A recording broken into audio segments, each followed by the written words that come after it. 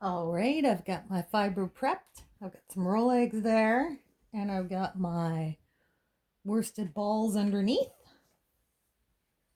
And I think I'm going to go white, blue, just for fun.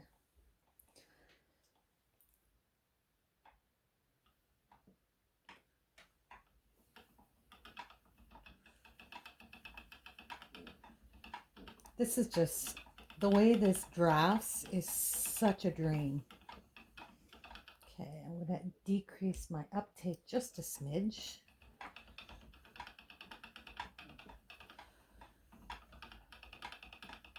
Oh, look at that. We got one-handed long draw going. Oh, it only lasted a couple of drafts, but still it happened.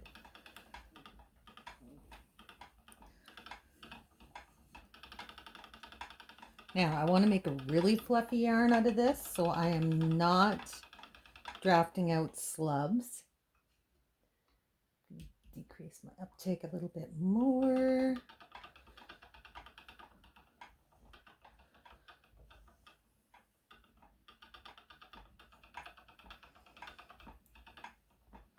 Yeah, the problem is it drafts so smoothly that it'll just yank it right out of your hand. There we go.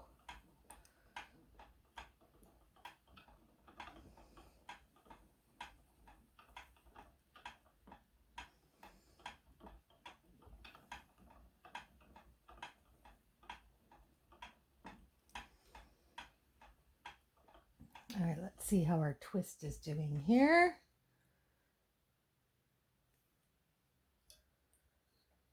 So it's making a very soft yarn, which is kind of what I wanted. I do want just a bit more twist in there. So I'll just increase my uptake, and I will put it on a little slower.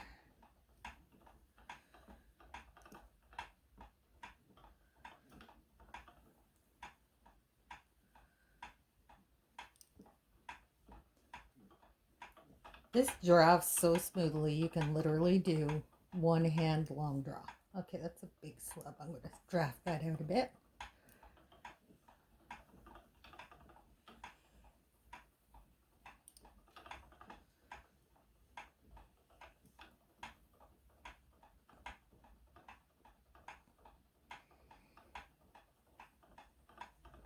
I'm still going one-handed. All right, now I'll get the twist in.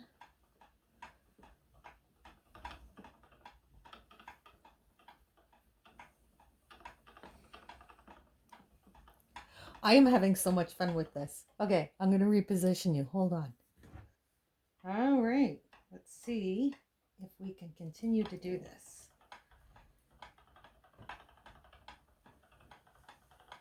This hand's way over here, not doing nothing.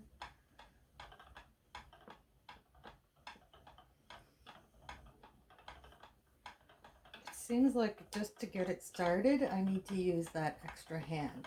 Once it's started, just long draw.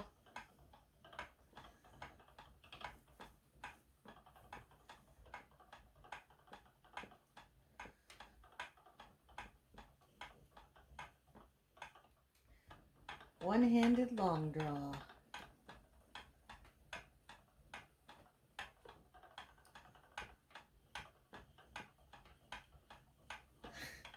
I gotta show you what I'm seeing. Bobo's just hanging out on the other side of the cat door. Come on, Bobo, push, push. And he gets a paw through. Come on, Bobo. You know how to do it. Bobo. Come on, baby. You're acting like it's such a chore. You do this like 100 times a day. There you go. There you go. And he's through. Back to the long draw. You can see the kitty house there. All right. So we get it started. My uptake isn't high enough at the moment. And on. Then get it started. Oh, no, I lost it. It's gone. All because I wanted to show you Bobo in the patio entrance.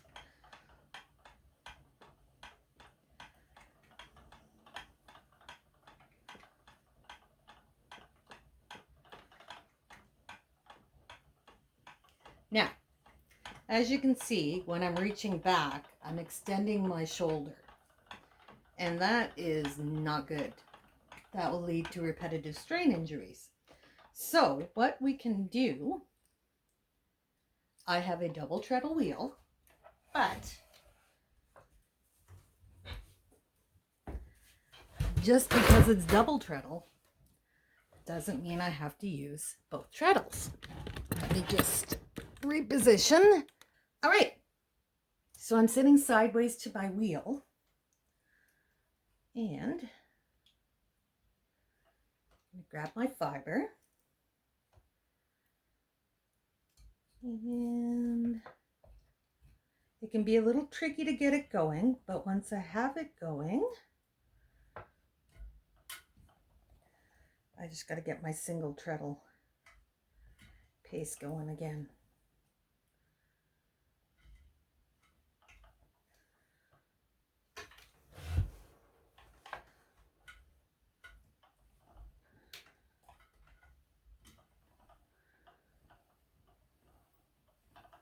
It's a different rhythm to use a single treadle, and it may take a minute to get that rhythm, but once you do, I find that using a single treadle is more pump action. There has to be that little bit of a pause to let it rise up. But now I'm working across my body, and I'm not extending my shoulder behind me.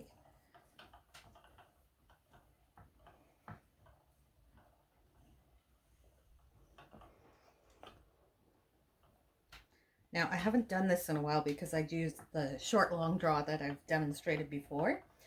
But this is another method for spinning long draw in a more ergonomically sustainable fashion.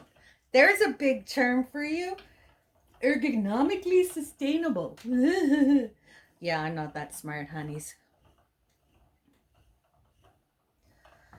I did injure my shoulder at one point. So finding different ways to do things was important to me. Don't get hung up on things like my wheel has 2 treadles, therefore I must use 2 treadles. No, you don't have to. You can use it single treadle. You just gotta kind of figure out how. As you can see, single treadle, once I got the rhythm down, is perfectly sustainable.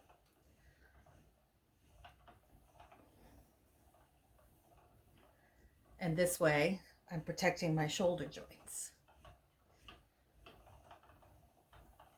Basically what I'm saying is if you can't spin in a certain seating fashion or with your hands a certain way, is muck about until you figure out a way that works for you. Don't let anybody tell you how to use your wheel and how to do your craft. It's yours. Figure it out so that you can enjoy it. That thing comes back to my no rules thing, but people have been doing this for thousands of years. There was never a rule to start with when people discovered these things, when people figured out how to do these things. They figured it out because they looked and thought, how can I do that in a different, more efficient fashion? And then they made the tools to help them along. But someone somewhere came up with that idea, which means it wasn't a rule. It was just a discovery on how they wanted to do it, which is completely different from a rule. And that's the way they did it. And somewhere along the line, it was adopted as the way to do it. That doesn't mean we can't change the way we do it. And I am a firm supporter of do what works for you. Experiment. You may find a way you want to spin that nobody else does. As long as you end up with the product you want, explore your craft however you want. So thanks for coming to my TED Talk. I'm going to keep spinning up these roll eggs, and I'll bring you back, when we get to the worsted. I'm going to switch around and do my short long draw because it's easier. But I just wanted to demonstrate this. All right, let's spin some worsted. I have my roving here. I did do one little nest of white. And now we're going to go on to the blue.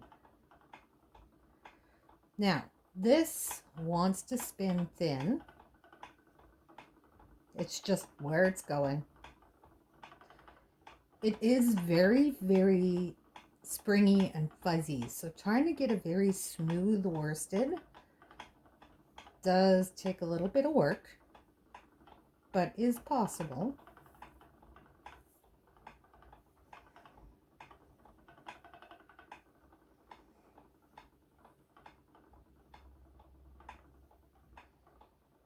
So draft it sideways to the width you want, diameter you want, how many fibers you want, and then slide your fingers to really smooth that down. Keep the pinch on and escort it into those fibers.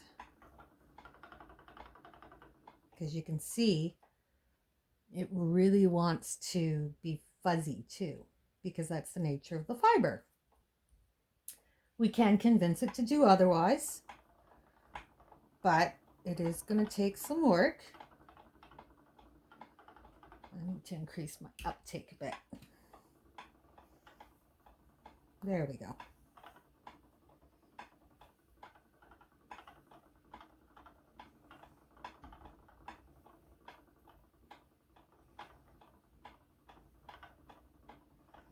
But it does like spinning fine, which is really nice. I'm going to try going a little bit thicker. But as soon as we go a little bit thicker, that spring starts to work against us, and we lose our worsted smoothness because there's more fibers there to control, and more of them can escape the twist.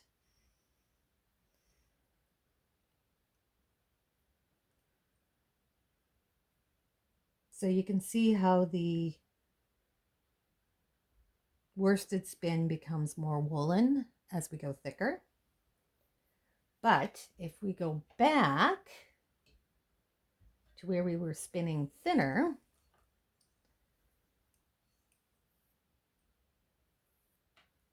it stays a bit more worsted. But there is a lot of spring in this yarn. I probably should have put my fast flyer on to add more twist. So what I'm going to do is delay putting it onto the bobbin a little more. So I'm going to draft slower, which will add more twist before it goes onto the bobbin.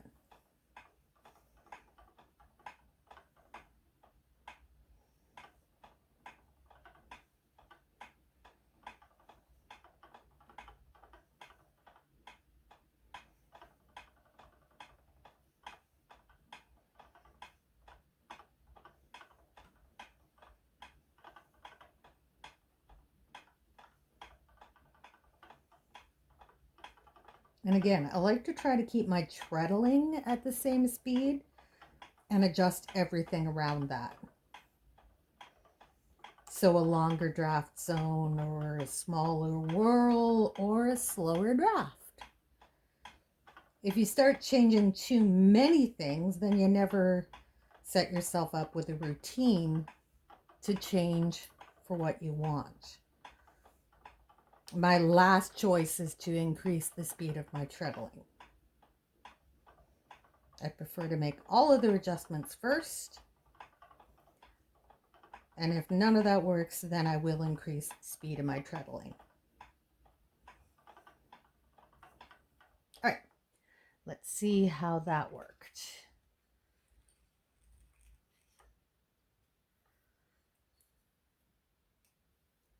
That's better. Now, it's still very springy, so we're not getting that super pearly effect, but we can probably add that in when we ply. Just trying to pull that off. Now, when you have a pigtail and you can't pull it apart, if you pull on the end of the pigtail, that will release it and you can pull that pigtail out. Oh, I'm suspecting, yep, wrapped around. There we go.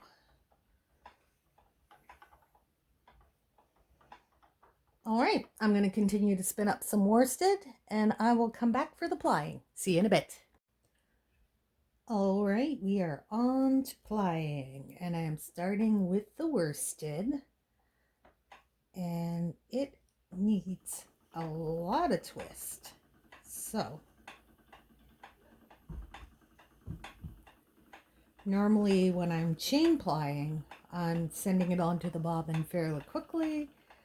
This time, not so much. I'm trying to give it that little bit of extra twist. Let's see how it's doing. That's good. That's not too over twisted. And the definition is pretty nice. This is a very, very puffy, springy wool. So I am not going to get like a very fancy worsted. Bobo is running around like a little crazy cat trying to wedge his way under the couch to get to his smacky. I should probably go rescue that for him. Look at this.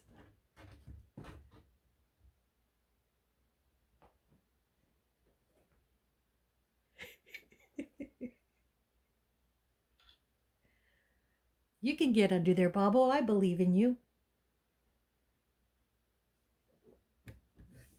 Would you like me to rescue your smacky? All right. We rescued smackies. We call them smackies in my house because I have actual mice sometimes, so I like to designate them as different. Bobo brought me a smacky.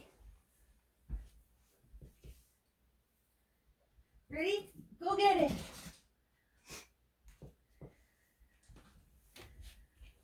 We'll see if he brings it back. Here it comes. This is the cutest thing ever. Look at him carrying the little smackies. All right, let's get back to work. Intermission over.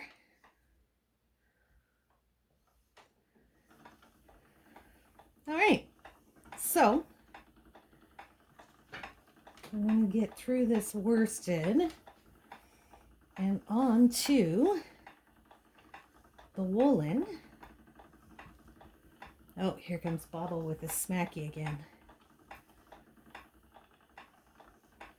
I do vacuum my rug, but within hours, it's back to looking like this. My kitty cats just track dirt everywhere. And that burgundy just shows it up so beautifully. Bobo is crazy today.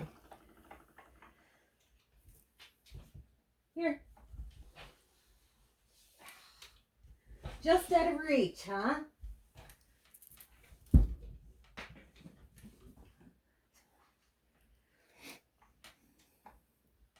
I'm guessing from the fluffiness of this that we are into woolen.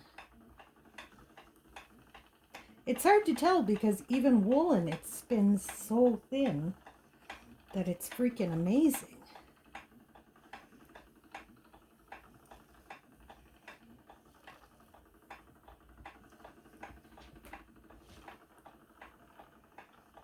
Can you see Bobo shoving his paws under the blanket, under the carpet? He's just crazy today. There's nothing under there for him, but he's going to shove his paws under just in case. All right, let's have a look at our woolen spun. This is actually quite lovely as woolen. It's poofy and springy. I quite like it. We will do some quick sampling with it too, so we can see what the end result will look like.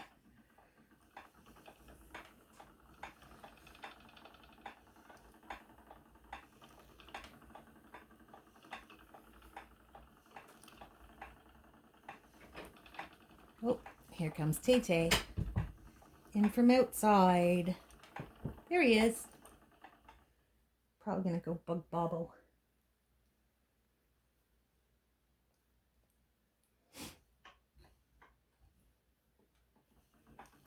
Yeah, he's gonna go attack Bobble.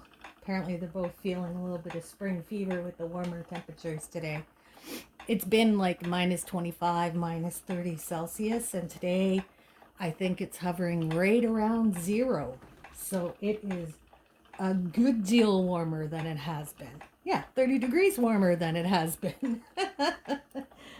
It is February, so we're coming out of the dead of winter. Hopefully into some nicer temperatures. Spring is coming, although not till April or May, so it's still a ways off, but once we get out of the dead of winter, things start to improve. The days are definitely getting longer. The boys used to have to be in by 4 o'clock because it was dark. But now, they can stay in their catio until 5:30 when the sun finally sets. So the days are definitely getting longer. Now you can see that this one has spun very rustic and uneven. But even from roll eggs, this spins beautifully fine. Here we go. That's from roll eggs. And it's still quite defined and lovely and fine. This is a beautiful fleece. Beautiful. So Derbyshire Gritstone, thumbs up. I'm loving it. All right, we're coming to the end here. There we go. Tie my notch. Twist, twist, twist. Now there you can see some of the black hairs that come into the fiber, but they just pluck out. They're not a huge deal. And we are going to pull this off of the wheel onto our body knitting knotty again. If I'm not doing huge amounts, I just use my arm. I do have a 2-yard knitting knotty, which I use for full bobbins and stuff like that. But for this little bit, this is sufficient. I should actually measure around and see how big thumb to elbow is. Then I'd have a rough idea of my yardage. Even using my body knitting knotty. Now there is a way that you can do double the length using just your arm, but I've never been able to master the technique. There are YouTube videos on it, but it's just not something that I've ever learned. Well, I tried. It didn't go so well. Spring. Oh, hey! I expected a lot more over twist than that. I am super surprised. All right. So here you can see worsted versus woolen. That's the worsted. That's the woolen. You can quickly see the difference in the finished yarn. So I'm going to grab some knitting needles and we will knit up some quick samples of this and we can compare those and then we'll wrap up this video. So Bobo's the star of today's video, as you can see. He's wore his little self out, so now he's here cuddling. Boop. So here is our woolen sample of our Derbyshire Gritstone. It is quite lovely. It does have, it's not like a soft color to it. It does hold the color pretty good. It's got just a tiny bit of sheen to it. It's very lovely. Now here is our worsted sample. It's got very good stitch definition. We're not going to get the pearl look with this, but it makes a lovely worsted nonetheless. It does have a fair bit of stretch, as you can see. So the elasticity on it would be good. It's reasonably soft. It would scratch next to the skin. As I'm doing this, it feels like I'm exfoliating. So I don't think that you could wear it next to the skin, but it would definitely make for good hats. Probably fine for mittens. Sweaters that don't come to the neck would be grand. It is just a lovely fleece. The way this thing drafts is like magic. I would recommend spinning this alone just to experience how those fibers draft, because it's literally like magic. It's just effortless. It's beautiful for that. So that's the Derbyshire Gritstone. Now here's the sad news. This was our last fleece. I've been having so much fun doing this breed study, and now it's all over. So I believe I'm going to have to go to the internet and find some more. So if you liked this study, do the stuff down below, because I do stuff like this all the time. Thanks for joining me, guys. Dr. Chaos out.